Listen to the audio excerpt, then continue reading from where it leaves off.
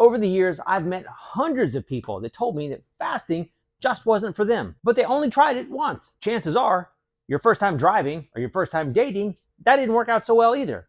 You just didn't let that stop you. Fasting exists on a spectrum, and it doesn't have to be extreme. So if you're thinking about starting intermittent fasting, don't make this rookie mistake. If your longest time not eating as an adult has been 10 hours, jumping straight to 24 hours is a huge mistake. Too many people try to white knuckle it and go right for a longer term fast. By late morning, they're absolutely miserable. They're distracted, they're cranky, and they're thinking about food like it's a full-time job. By the time they finally eat, they're not thinking about how they could have done that better. They're thinking, fasting's not for me. The truth is, fasting's not the problem.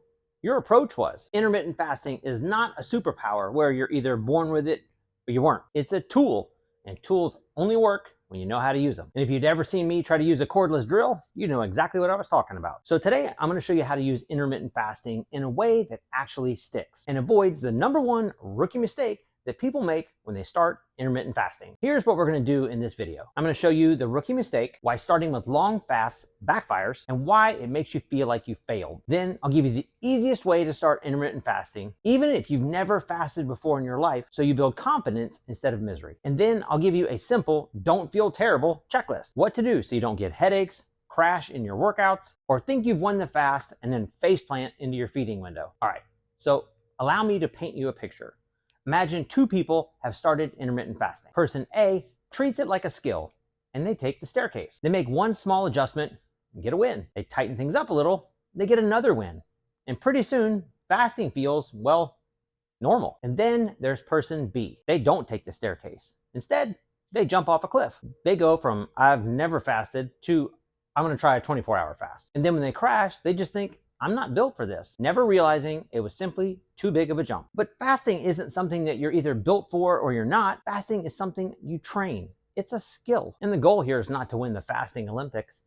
It's not to be extreme. The goal is to build and develop a repeatable skill, something that you can use on a random Wednesday when you're stressed out and things go sideways and you need to keep it together. So let's build your staircase, and let's start with the smallest step that actually trains your brain. This will keep you in the game long enough to actually get results. So before we get into this step-by-step, I want to address something right away, because this is where a lot of people get weird about fasting. Fasting isn't some superpower where you magically get into this window and it flips a switch and like all the fat just melts off your body. Most of the magic here is actually kind of boring. Fasting is simply a tool that allows you to eat fewer calories without feeling like you're on a restrictive diet. And that's why it works so well for so many people. But it also makes this next point very important. You can't treat your feeding window like it's an absolute free-for-all. If you're skipping breakfast and then you're going straight to chaos mode, it's not gonna work. Fasting alone won't save you. What you eat still matters. Think of intermittent fasting like bumpers on a bowling lane. It's not gonna bowl the strike for you, but it will keep the ball out of the gutter. And for a lot of people, that's the difference between quitting and staying consistent. And that's the goal here. It's progress, not perfection. We're looking for consistency that you can repeat. The best fasting plan isn't the most extreme. It's the one that you can repeat when real life happens. All right, here's the rookie mistake in plain English. You tried to fast for too long before you've trained your brain. And when you do that, it's not just a little hard. You feel like you're wrestling with your brain and your cravings all day long. And here's why. In the beginning, your brain interprets hunger as an emergency, but it's not.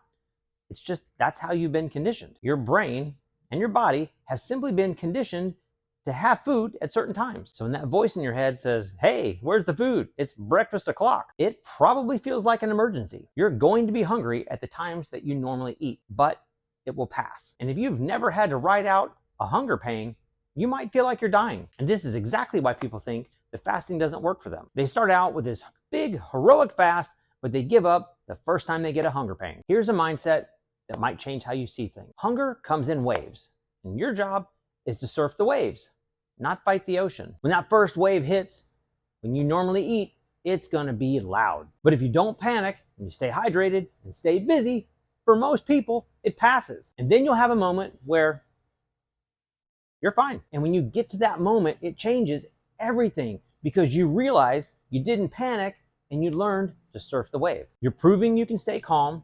You're training your brain. And that's why we don't start with a 24-hour fast. We're starting with something small that you can build on and repeat. So here's how I want you to start intermittent fasting. And you're going to think that this is way too simple. Good, because that means you can actually do it. We're not looking for some dramatic reset. We're looking for a plan here that builds your confidence. All right, you ready? Here it is. I want you to delay your first meal of the day by 1 hour. That's it. So if you normally eat breakfast at 8 o'clock, tomorrow you're going to have your breakfast at 9 o'clock. So if you normally eat at 9:30, just going to make it 10:30. So before you roll your eyes and think that 1 hour is not going to make any difference, you're teaching your brain a lesson. You're teaching your brain that when your normal feeding time arrives and nothing happens, you're okay. That's training.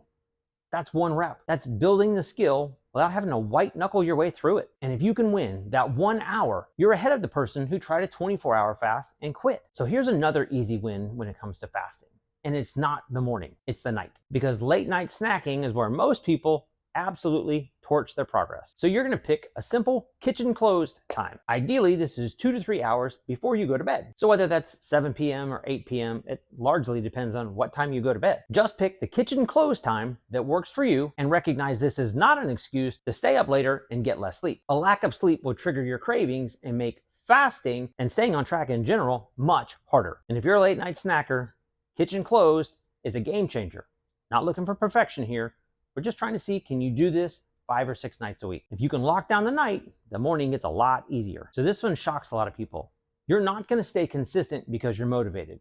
You're going to stay consistent because it feels easy enough to repeat. So after a week of winning the 1 hour delay with your breakfast, you've got a couple of options. If it felt solid, add another hour. Delay your first meal by 2 hours. If it still feels shaky, get some more time under your belt, get a few more reps, and try it again for another week. A simple progression of this might look like this. The first week, you're delaying your first meal of the day by 1 hour. Week 2, you're delaying by 2 hours. And then in week 3, you're delaying that first meal of the day by 3 hours. And if you couple that with the kitchen closed in the evening, you can just tighten that window until you find something that works really well for your life. And that's the whole point of this video. We're not trying to impress anyone with some magical fasting trick. We're simply trying to build a repeatable skill. And the easiest way to make fasting work so that you ultimately consume less calories is to start small enough so that you don't quit. So let's address those side effects that you might feel when you first get started. So if you're experiencing headaches or exhaustion, or maybe a general hatred for everybody you come in contact with, this part's for you. Most fasting symptoms aren't your body falling apart. They simply mean one of these 3 things. 1, you're dehydrated. Most people get their electrolytes from food. And so when you're taking in less food, this can show up as headaches, nausea, fatigue, brain fog, and a general crabby attitude. So be sure you're drinking plenty of water and don't be afraid to add electrolytes. Do this before you think that fasting is just not for me. Number 2, your fasting didn't line up with your training schedule. This one's sneaky. So if you normally eat before you work out and then you try to crush a really hard workout fasted, you're going to struggle. When you train in relation to your fasting window matters. Some people train fasted and others prefer to eat first. The trick here is to learn what works for you. You might be able to finish a regular workout fasted without any issues. But if you're tackling a harder training session that you normally fuel up for, well, that might not end well. Not the jump off the cliff that hurts, it's the landing. The goal is to teach your brain that this is safe and doable. So make sure that your fasting windows are lined up with your training so you don't set yourself up for disaster. Here's another mistake that happens to a lot of beginners. They fast all morning and then they break their fast with something really light. And then by mid-afternoon, you find yourself standing in the middle of the kitchen, snacking like a raccoon. That's not because you're weak, it's just because you broke your fast with something that didn't keep you stable. When you break your fast, you want to make sure that you get at least 30 grams of protein in that meal. Now we'll talk about how to break your fast in a minute because that part matters. But remember this checklist. People don't hate fasting, they hate the feelings that go along with it. Once you learn how to address those issues, fasting's not a problem. All right, real life, it's morning.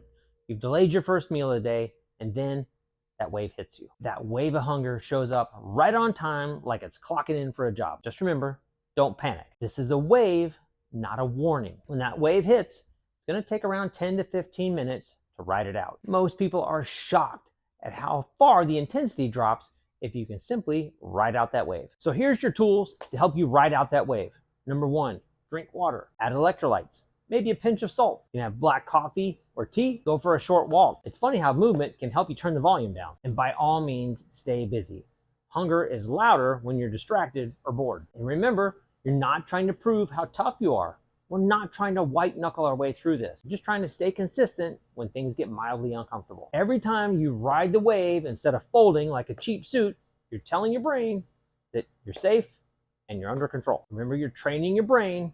This is putting in the reps. Now let's talk about the part that ruins intermittent fasting for a lot of people. You successfully make it through the fasting window, and then you faceplant when it's time to eat. Your brain starts telling you that you did it and you suffered through it and that you deserve a reward. And that leads to a snack tornado. So here's the rule that I want you to remember. First fruit, then protein is the priority. The fruit is going to give you micronutrients and fiber, and the protein will help you feel fuller for longer. So what does this look like in real life? Well, it doesn't need to be perfect. It can be as simple as a bowl of fruit or an apple, and then 30 grams of protein of your choice. Eggs, chicken, steak, whatever your preferred protein is. Just don't break your fast with like muffin and a latte. That wrecks everything. If you break your fast with ultra processed, quick hit carbs, that's like lighting a match in a fireworks factory. So try this reframe. You're not earning your food. Food isn't the trophy, food is the fuel. You want to treat that first meal of the day like you're fueling the day. When you make a strong choice for your first meal of the day, you've set the tone for a successful day. You make a bad first choice, you're gonna be wrestling your cravings the rest of the day. This is why we start small, because when your fasting window feels easier, you tend to make better choices when you break. We're trying to build a repeatable skill, not trying to white knuckle your way through it so that you feel like you've got to eat for survival when you finally break. And this next part shocks some people, but the best fasting protocol is the one that you can consistently repeat. The extreme fasting windows can be a little bit more exciting, but they tend to not be repeatable for most people. And more people fail with fasting because they picked a window they couldn't do consistently. So we're aiming for something consistent here. And as you progress along that timeline and you find the thing that doesn't work for you, you can simply fall back to the window that worked best for you. Quick note here, because I want to be responsible. Fasting is a great tool for a lot of people, but it's not right for everyone. If you're pregnant, breastfeeding, you have a history of eating disorders, or if you're on medications to lower your blood sugar, like insulin, then fasting may not be the best option for you. In these cases, you may want to consult with your physician before you try intermittent fasting. So here are your key takeaways from this video. Number 1, don't start with long fasts. That's the ultimate rookie mistake. Number 2, start by delaying your first meal of the day by 1 hour. Number 3, pick a time in advance when your kitchen is closed for the night. This is one of the easiest wins you'll get when you can stick to it. Number 4, progress only when it feels easy and you know you can repeat it. Number 5, if you're feeling awful, check the basics. Are you getting enough water, electrolytes? Is your training aligned with your fasting window? And are you getting enough protein, 30 grams or more, when you break your fast? And number 6, fruit first, and then prioritize protein. That's how you make this sustainable, and that's how you build self-trust. This is the way you can use intermittent fasting as a tool in your toolbox. If you're getting through the fasting windows without any issues, but the wheels fall off once you start eating, you're probably not getting enough protein. In that case, you can check out this next video, How Much Protein Do You Really Need? I'll show you a simple way to get enough protein and avoid those raccoon-like cravings.